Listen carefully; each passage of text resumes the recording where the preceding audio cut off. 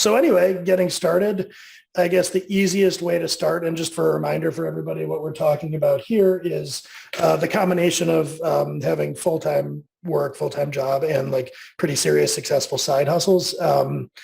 So in order for that to make sense contextually, can you just kind of take us through your background a little bit, like how you got started in engineering and side hustling and such? All right. Yeah, so hi everyone, I'm Swiz. I Oh, say I yes. probably should make a note to do that. Yeah, we're Eric and I are on a mastermind together, so he just rolled into it, forgot that other people on the call haven't been talking to me every week for the last 2 years. Yeah, so I'm Swiz. I currently live in San Francisco. I'm originally from Slovenia, which is, to give you some context on how small Slovenia is, when Facebook had that big outage a couple of weeks ago, their stock lost as much value in a day as my country's entire GDP per year. So those are kind of the scales we're talking about. So I made it from Slovenia to San Francisco, and nowadays I work as a senior software engineer at a women's healthcare startup, which is going really well, and it's kind of exploding. And on the side, I've been running a side hustle or a side business or a small business, whatever you want to call it, where I am in broad strokes teaching programmers/engineers how to be better engineers. Primarily, that's been a combination of info products and some productized consulting kind of things, corporate trainings, and at times more like consulting, hands-on coding engagements. And in a past life, I used to run a freelance business, which I then stopped running to go to focus more on info products and having a full-time day job, which is potentially a weird combination, but it made a lot of sense. We can talk about that later. Yeah, that's kind of the broad strokes of who I am, what I do, and where I'm at right now. So looking back at your background, coming from Slovenia, when did you start out more entrepreneurially, or did you start out looking for salaried work and eventually got bit by the entrepreneurial bug? Like, what was that relationship like as your career started? So it kind of depends on when you count my career as starting. My first jobs were very just looking for a job, but this was like summer coding gigs in high school. I've actually never had a non-coding job, which from what I hear is pretty weird. So I've done like coding gigs in high school, and then I very quickly realized that at least in the ecosystem in Slovenia, if I wanted to make real money, I had to go the entrepreneurial way because the options just weren't there to really make it big. And I've always had this ambition of uh, being like making a name for myself in programming in software engineering. And I actually at a museum in London, which was my first solo trip out of the country at 19. I went to a museum and I saw, like, I forget what the museum was, but I had this realization that James Watt, Edison, and people like that who I looked up to as these beacons of, wow, these are scientists and engineers who changed the world. It turns out that the much bigger part of why they changed the world was the entrepreneurial side and starting the business. It's like Edison, for example, sure, he invented the light bulb, but the reason he's famous for inventing the light bulb is because he invented the power distribution system, because a light bulb is useless if you have nothing to plug it into. So he actually invented everything else around it, and now he's famous for the light bulb as, oh, that's the thing that he brought into people's homes. So I kind of went entrepreneurial mainly for that reason, because the opportunities back home just weren't big enough. Like, to give you some context on what I mean by big enough, the average senior software engineer in Slovenia makes about $30,000 a year, or 30,000 euro a year. So, it's like, it just didn't feel like that was the playing field I wanted to play at. So before leaving there, Mhm. You had entrepreneurial interest and aspiration. Um, what prompted the move to the US and looking at salaried employment in the US? Was that kind of a visa situation, or like how did that go? Yeah, there was so I started a freelance business at home and I was mainly focusing on working with US clients because local clients can't pay that much and they don't have as many interesting problems. So I wanted to focus on the US. And then as I was focusing on the US, I realized, you know what, I can just go over there and kind of join that ecosystem more properly. It's much easier to get clients if you can just talk to people one-on-one. It's the opportunities around you are kind of better. And in a lot of ways, I started feeling like the environment was making me lazy. And I think I was like in my mid to late 20s, I realized I'm kind of too young to retire and I don't want to have the lifestyle of a lot of my friends where they do income arbitrage and make a, a, a low Silicon Valley salary, and they're a remote worker from Slovenia where they're making 3 times as much as the local people, but they're making a lot of money there. And I was like, I want to be one of the top people in the industry. I want to be, I want to be paid based on value, not just because, oh, hey, we're going to get this jokester from Slovenia because he can work for the cheap and he's just as good as the people who work from here. Hmm. So that was my main motivation for moving. And I tried to make it freelance. And when I got to Silicon Valley, I very quickly realized that companies here don't actually want to hire freelancers and contractors. They will hire consultants sometimes. And even that is very, like, if they really, really have to, they are going to hire a consultant or a contractor, but they would much rather hire someone full time. And it also turns out that getting visas on your own for your own company is a lot harder. So I got a full-time job because of that as well. And on the other hand, I really wanted to divorce my income from the time I spent. So that's why I wanted to focus on products, and info products were kind of close to what I was already pretty good at. And I realized that building a product business and a freelancing business at the same time is kind of hard because you're essentially building two businesses. So I figured getting a job and building a business on the side would be a lot easier because then you have that income stream so that you can support yourself and you can work on the business on nights and weekends. Got it. So if I could recap just to make sure I'm understanding this right, you went to Silicon Valley ambitiously with the intent to freelance or consult the way you had been from overseas. Once you arrived, you discovered that the ecosystem seemed less friendly to freelancers or consultants that were there, plus you visa issues. And then also going full-time would be a more stable basis for building a side hustle where you wanted to decouple time from money. Is that right? Yes. I mean, it turns out San Francisco is very expensive to live in.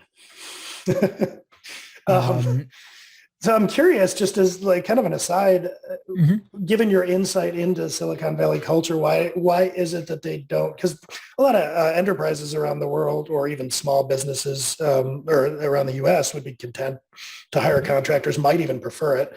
What is it about Silicon Valley, do you think, that makes them favor full-time employees? So it kind of depends. I think the main reason people in Europe like to hire contractors is because of employment laws. And at least in Europe, it's very hard. Once you get somebody full-time, it's very hard to let go of them. And you're kind of married to them. And I've talked to a lot of my business owner friends who say that if they want to give somebody a raise who's a full-timer in Slovenia, or I think it's in most of Europe, the costs go up. Like, to give you the person $1,000 more per month, it costs almost $2,000 or $3,000 more to the business in terms of all of the taxes and extra stuff. And that's not the case in the US, because in the US, you always talk about gross salaries and then the details are kind of left up to everyone. And Also, healthcare is easier if you're a full-timer and all of those things. But other than that, the main reason I think is the asset building culture. Silicon Valley is really obsessed with making the business itself valuable.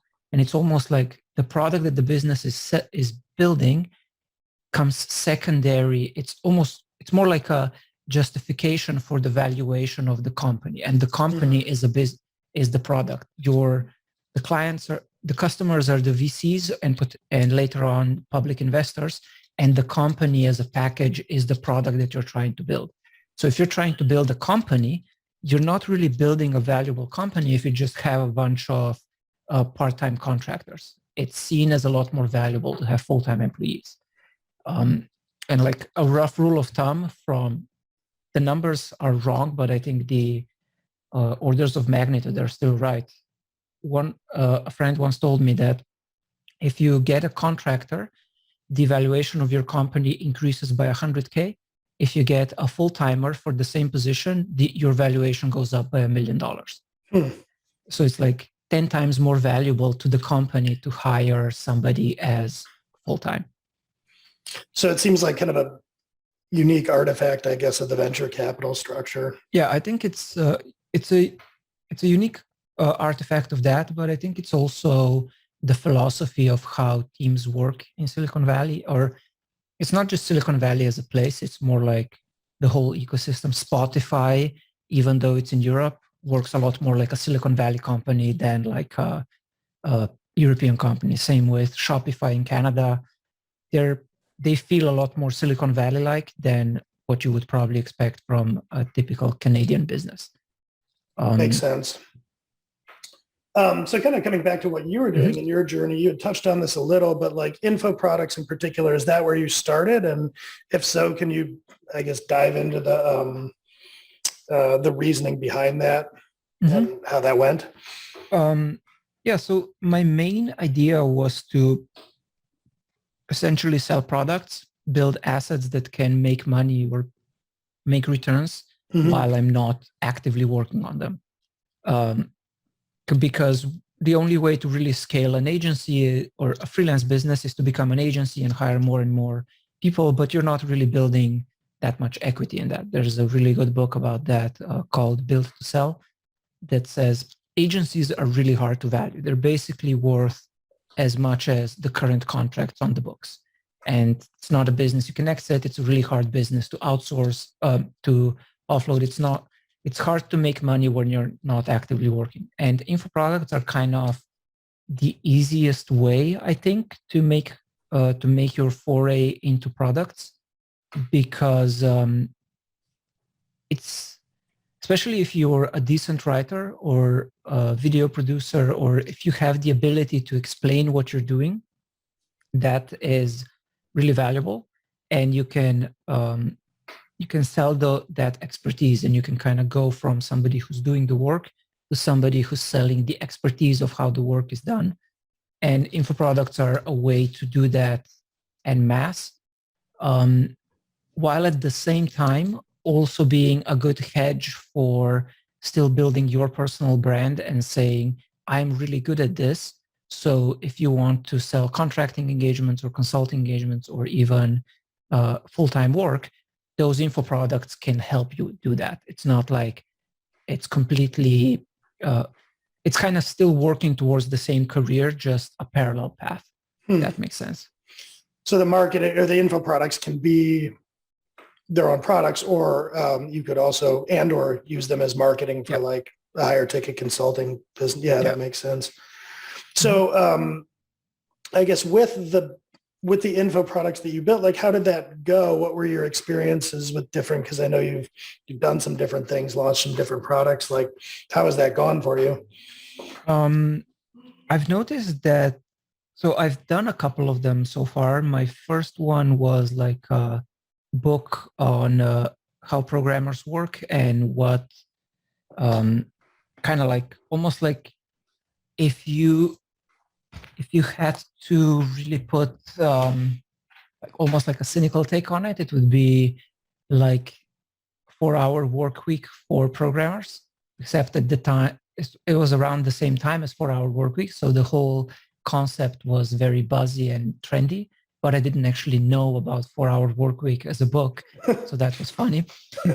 So I kind of I accidentally tapped into the zeitgeist there. And my clue was that I had an essay that went extremely viral and became, at the time, the most shared and the most read story on Business Insider. And I kind of expanded that into a book, and then eventually realized that wasn't working because it wasn't really solving anyone's specific crunchy problem. It was too undefined, and it was hard to build a business out of that. But I learned a lot about just marketing and copywriting and how to make landing pages and how to sell something. So then my next one was about a specific angle on React.js, which is a JavaScript framework. And there I managed to hit a really good time in the market where everyone was rushing into learning React, both newbies and veterans alike. Everyone was going in trying to figure it out. And because I was a couple steps ahead of them, or maybe half a step or a step ahead of them, I was able to kind of write this thing and then keep working on it and iterating. And that made a lot of sales. I think it made, like, over the last couple of years, around 100K across different versions of it in direct product sales. But more interestingly, we said how this can help with higher ticket consulting engagements. It also led to one whale client who wanted my help on doing exactly what I taught in this info product. And that one invoice made as much as all of the info product sales combined. And it was like, okay. So that's I think that's one of the secret aspects of most info product businesses, is that the real money is in the coaching and consulting that people sell on top of that. That's often not even publicly visible. You have to ask.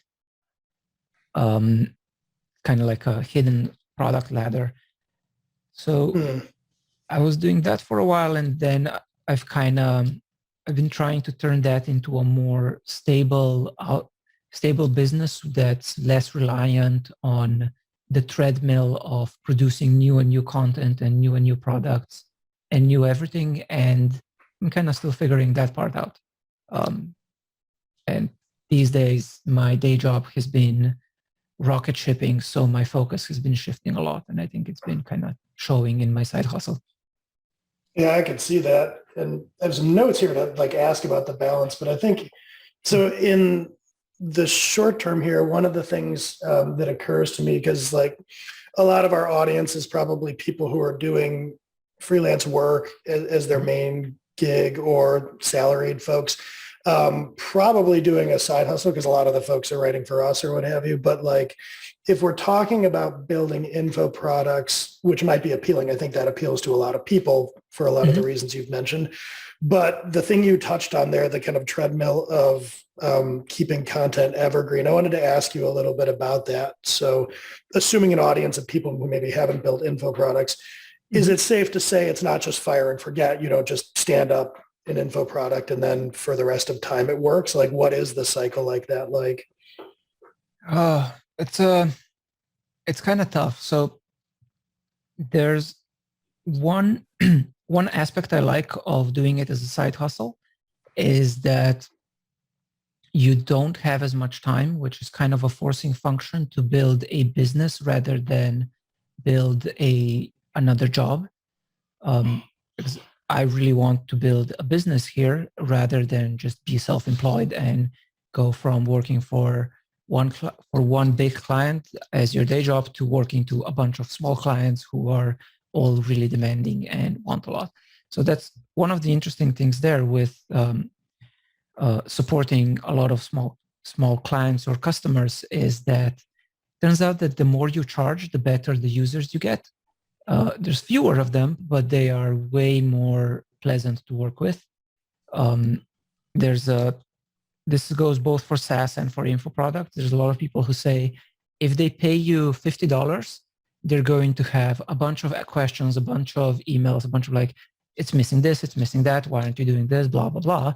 If they pay you $10,000, it's like, okay, cool, sounds great. Here's everything you need, go fix our problem. And those are the clients that you want and the customers that you want. The problem is getting there. And I think it's kind of from what I've seen and from what I've tried, there's kind of two ways to develop an info product. One is to start with a high-level consulting or freelancing job. And when you start noticing patterns of how that works, you start kind of outsourcing yourself into a written evergreen version of it. So you go from one-on-one coaching and you realize, oh, hey, for the last bunch of coaching engagements, I've basically been telling everyone the same thing and everyone has the same problems. You can then record videos out of that and start turning it on its head and inside out and make an info product where people can get the stuff that's the same for everyone and then access to you at a higher tier for stuff that's specific to them. The other approach is to go from bottom market up, which I think is usually harder.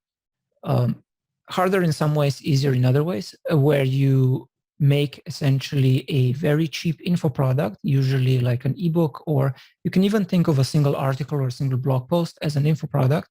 And that's almost like a spraying tactic to figure out what it is that the market wants. What does the market respond to? Where do they, what gets you engagement? What do people want to learn about, or what do they want to read about? You make a bunch of those, and then the ones that get a lot of traffic or the ones that get a lot of engagement, you dive more on that and write more on that topic.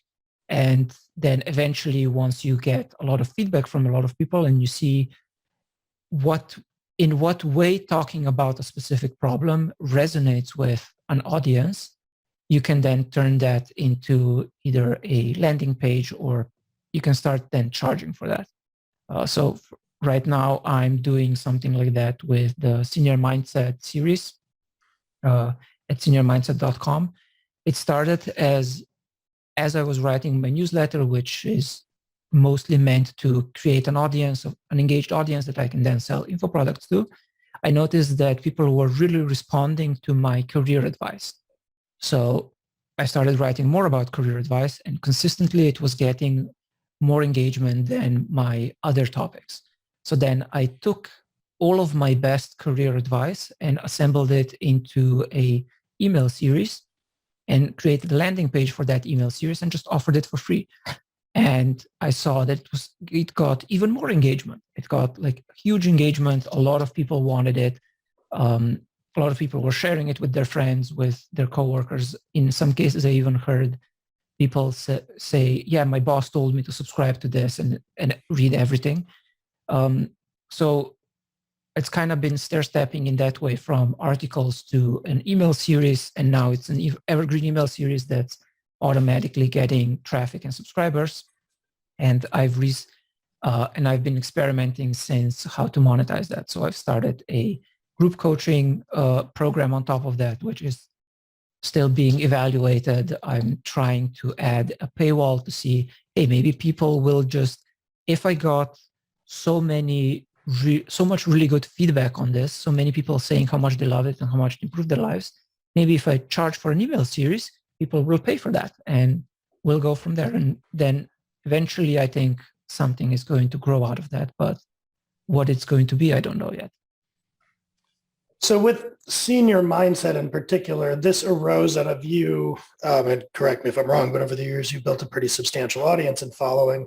Once you have that, it's somewhat easier, I would think, to run experiments for what resonates and what doesn't. What if we were talking about, like, somebody listening maybe is, say, working full time and thinking of a side hustle or thinking of info products maybe specifically as a side hustle?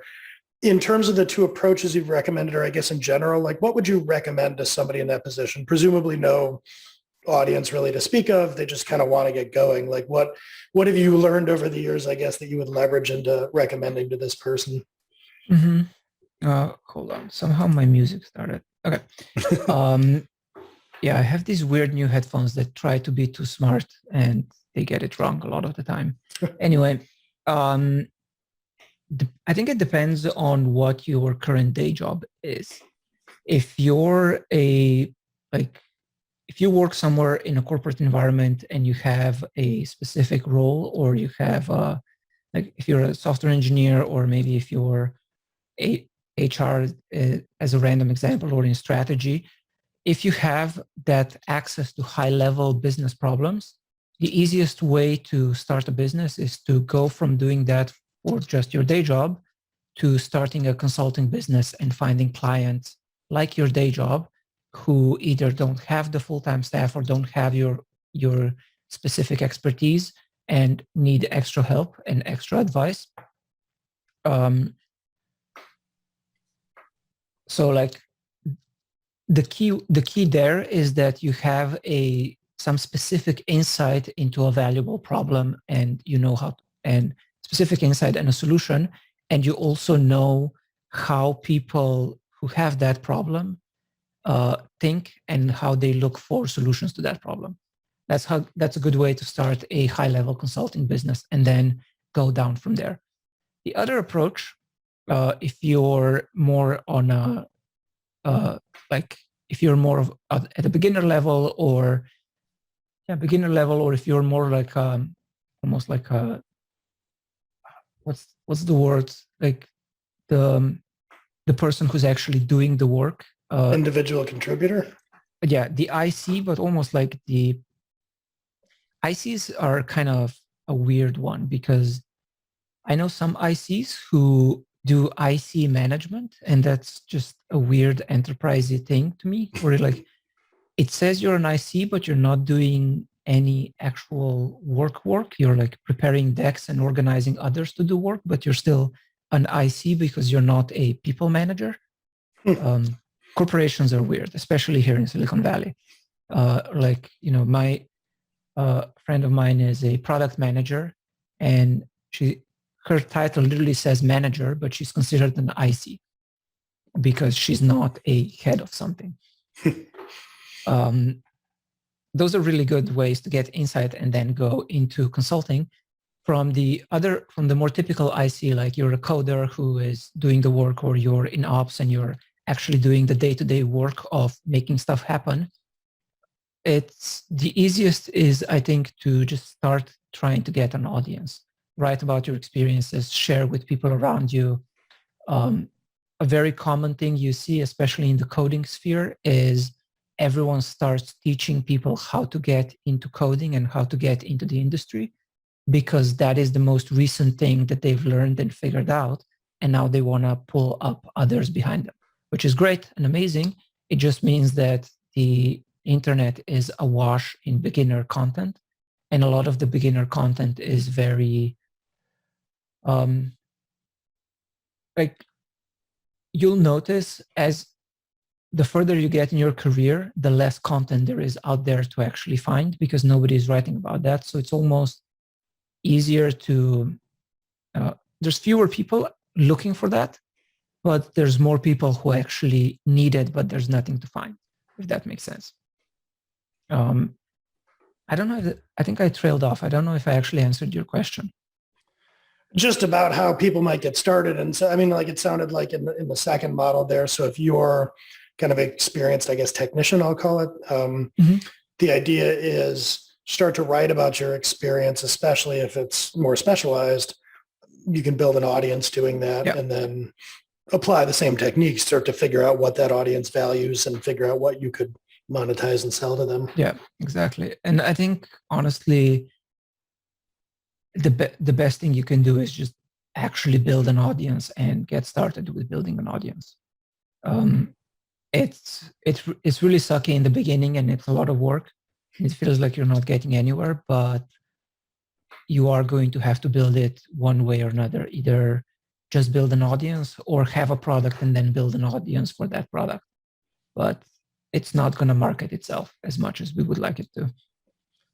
I have largely the same experience. I, over the years, built an audience, and that made a lot of things easier. I don't know that I built the audience in the most efficient possible way. I just wrote into the void for years and gradually people started following. Feel like I could do better at that now, but having that audience is definitely powerful. I've actually thought, if I were to do a career 2.0, that I might start out just building an audience, like answering people's questions and building the audience, and then iterate towards, info products or a SaaS or whatever it may be. You build the audience, figure out what problems they have, use it as market research. So Yeah.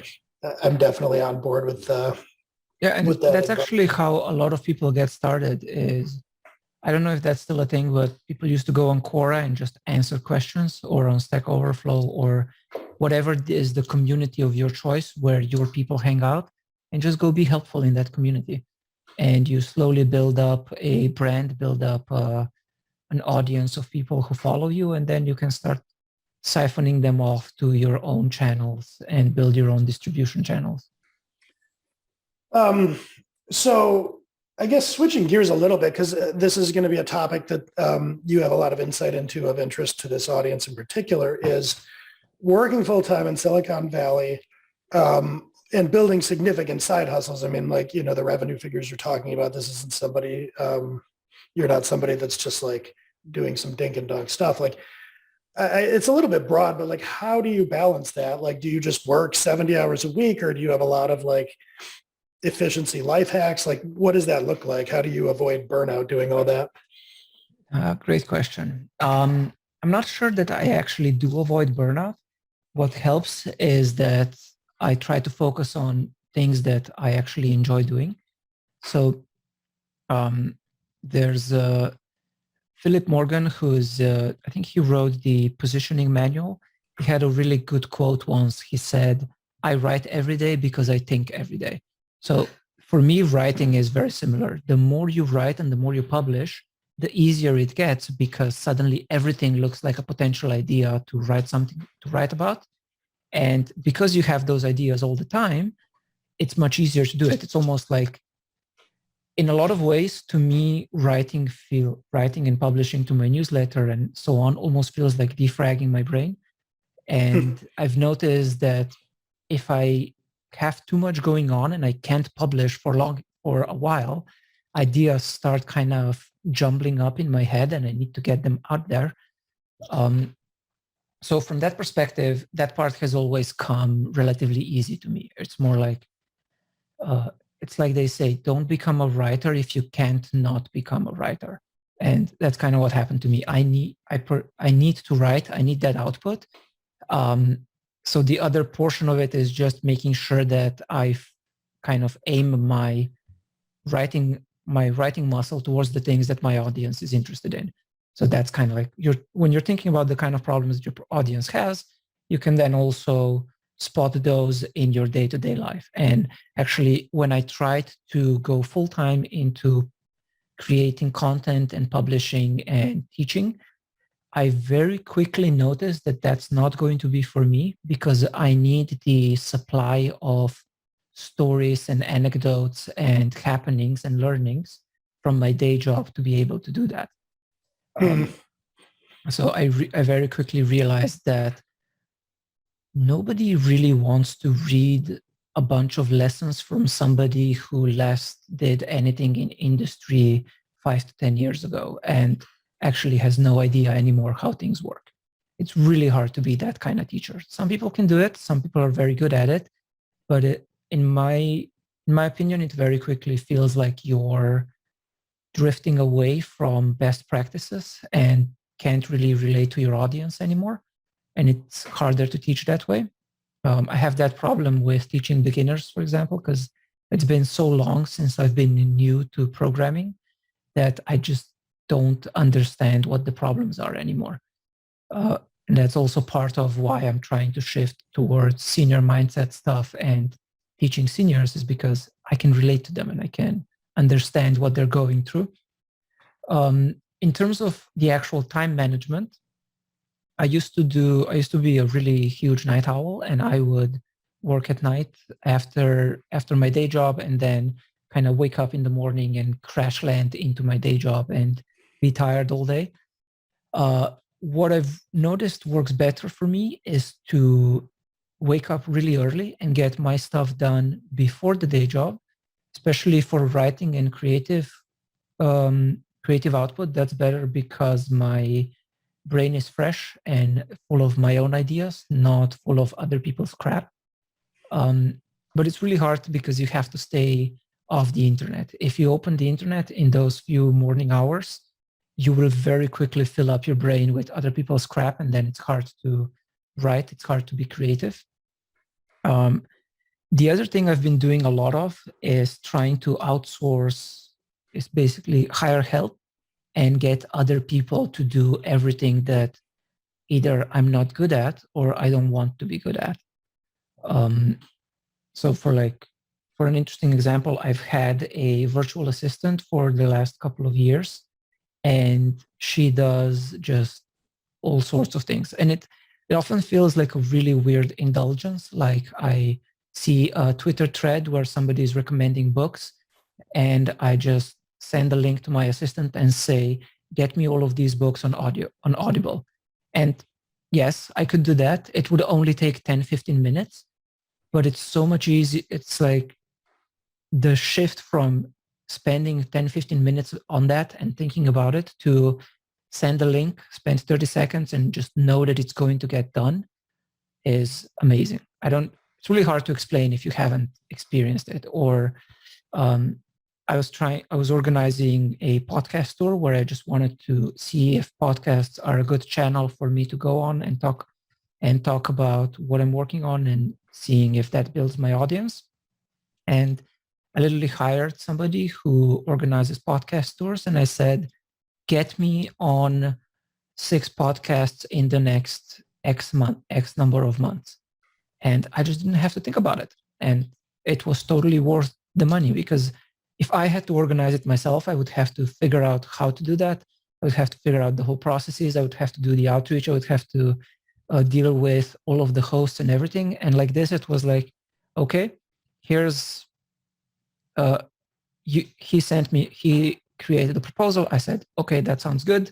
I sent the money, and then he sent, okay, look, here's 50 podcasts that I found potentially that fit whatever you said you want to talk about and what kind of topics they have. I checked off the ones that seemed interesting, and then calendar invites just started showing up in my calendar. And all I had to do was show up and be the expert and talk about stuff that I like talking about. And that was like, it felt like a lot of money, and I don't know yet if the ROI is there, but it probably saved me like 50, 60 hours of work. I don't think he spent 60 hours of work on it because he's already got the standard operating procedures and he knows what he's doing, but it would have taken me that much time, and it was totally worth not spending that time. So as a complete aside, I'm sort of interested in that service for a variety of reasons, but more to the point for this discussion. So if I could, I guess, recap, correct me if I'm wrong here, but I've detected some themes. One of which is if you're working full-time and you're going to have a side hustle, the creation of the product itself, along with the marketing for that product, however you choose to do that, has to be interesting and fun to you, or forget it. Another one would be, some pretty ruthless time management skills. Like I'm not, wasting time on Twitter or whatever it may be. I'm focused on this. And then the third one that I think is really intriguing would be the concept of an investment in the business you're creating.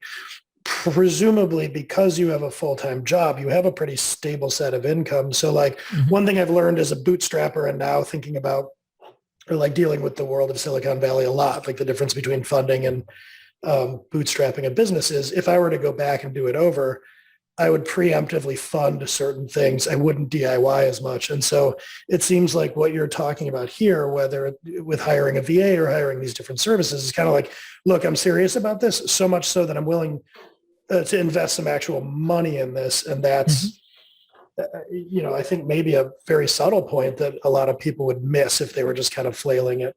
So does that kind of, I guess, recap some things you'd suggest there?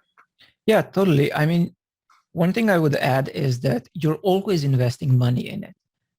It's just when you have actual money that you can spend, it's better to spend the money than your time, because you can always make more money. You can't make more time. And time is, in a way, money. If you, like a good trick for this, either it's easier if you're a freelancer, it's a little harder if you're a salaried employee, is to think about how much is an hour of my time worth. And then let's say you make on average, to make the math simple, let's say you make $100 an hour on average.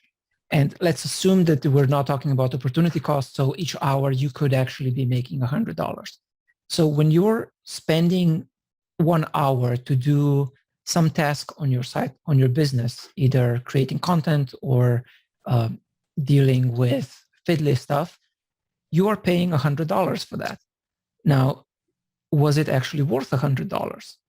It's questionable. So it's like, and if you're spending an hour of your time and that's worth $100, wouldn't it be better to spend, if you have it, of course, wouldn't it be better to spend the actual $100 and you keep the hour, because you can't get the hour back, but you can get the $100 back.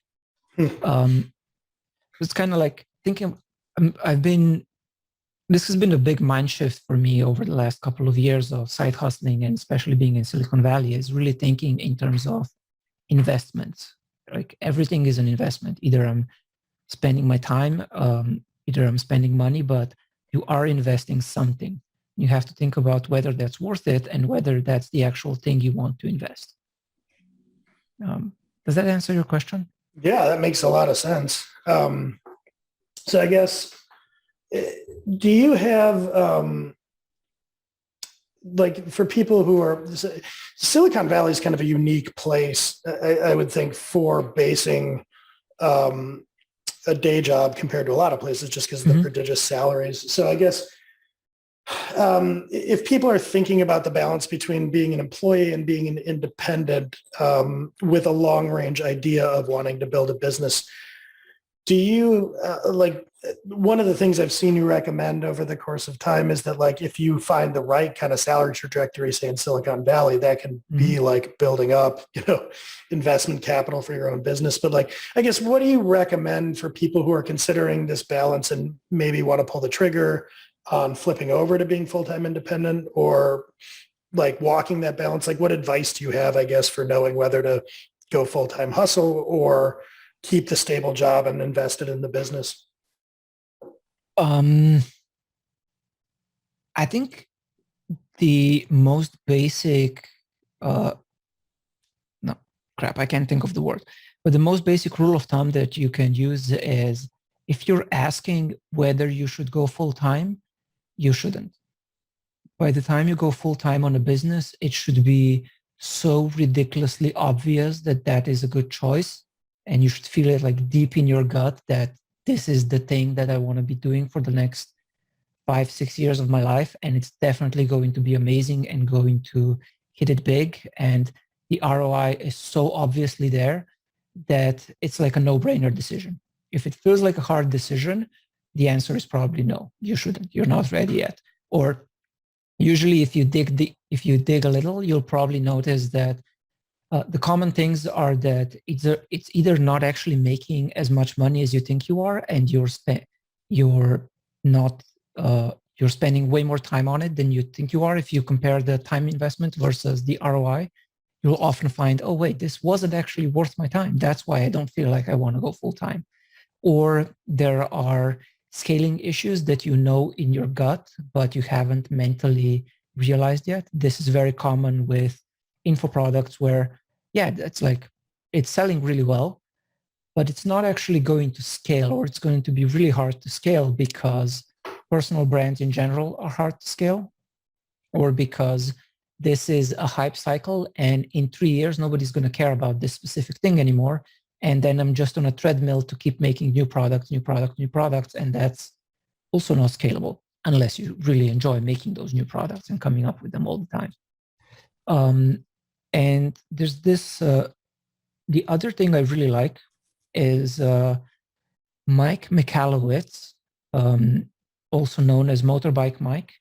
He wrote a really good book called Profit First. And one of the principles he talks about is that most entrepreneurs, most small businesses are actually in the hole and making a loss, and they're compensating for it by not paying the founder. And then the founder feels like just gets more and more tired, more and more burned out. And it's like, I have this successful business. Why is everything falling apart? Why am I not feeling successful? Why am I actually broke? And what he actually says is that he's on a mission um, to stop entrepreneurial poverty. And I think that's the trap that a lot of first-time founders and first-time entrepreneurs fall into, is that they forget to pay themselves, and they forget to um, they forget that the business should actually be profitable and should be making money. And that's one way to figure it out, is to just run your business with those accounting principles from the get-go. The split that I use is that my business has to 50% of the income goes to my personal salary / long-term savings, 20% goes for taxes, and 5% is pure profit. That pure profit is meant for fun, and you're supposed to give it to yourself to enjoy the fact that you have a successful business that's working well. And I think that leaves 35%, no, 25%, something like that. And you have to fit all of the expenses of your business, all of the SaaS, all of the contractors, everything else into that 25 or 35%. I'm really bad at math this morning. And if you can't do that, you do not have a business that's ready to support you full time. That's a great piece of advice. It's essentially like a fail fast. It sounds like, I haven't read Profit First, although I've read a few other things by that author. But it sounds like you're structuring it in such a way that you're going to know immediately there's nothing in the profit category here, and that's not something I can scale this business on. Yeah, exactly. And so one thing is the money aspect is make sure that you have enough money to pay yourself and taxes and have profits, and then fit your expenses into the rest. The other aspect is to try to avoid just building another job for yourself. And that's where being serious and keeping it as a side hustle for one part gives you the funds so that you can start it up and have almost, I like to think of it as a rolling investment that I make in the business every month. And yeah, so like a rolling investment, or you can actually I have saved up $20,000. That's how much I'm putting in the business. And if after the $20,000 are spent, I still haven't made a profit, this is not a business I should go in. And you've risked $20,000, you've lost it, whatever, but at least you didn't, risk your whole life on it. Because 5 years of your life is a long time, and it's always going to take about 5 to 6 years to really build a business. And what I was trying to say is to use the fact that you don't have a lot of time to hire services and employee and people to do the actual day-to-day work. You can start by figuring out yourself and then outsourcing it to somebody else, because that's how you build an asset that's making a return without you having to do the day-to-day work. And that's an actual business versus being self-employed, where it's just, you call yourself a business, but really you're just doing all of the work and getting paid. Yeah, I talk about that a lot too, the difference between an equity business and like a kind of, I'm on my own, but I've built myself a job. Mm-hmm. So before we throw it over to Q&A, I guess one thing I wanted to ask about, you mentioned the senior mindset a bit. With what you're doing these days, like I guess I want to make sure to touch on, do you want to talk a little bit about that, like what you're up to, where people can find you? Mm-hmm. Yeah, so I'm currently exploring what it takes to be a senior engineer at a startup or a bigger company. And it's right now it's mostly a mailing list, and we have a senior mindset mastermind that you can get on if you're on the mailing list first. And it's basically this idea of, I noticed when I was doing a lot of interviewing at my current day job that a lot of people have the senior engineer title, but they're not actually senior engineers. They come in and you interview them as a senior engineer, and it very quickly falls apart. They just don't have the ownership mentality. They don't have the mentality of making those very important trade-offs and following business goals and so on. And that's kind of what I've been writing about and exploring.